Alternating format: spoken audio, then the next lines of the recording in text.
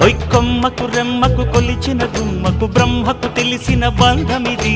నింగికి నేలకు వలపుల వారధి వరమైపోయిన చందమిది.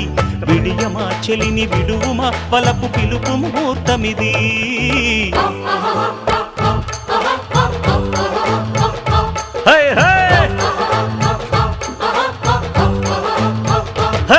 మధురా నగరికి నీ మనసు కోరి వచ్చా, అలకా నగరికి నా కలలు మోసుకొచ్చా.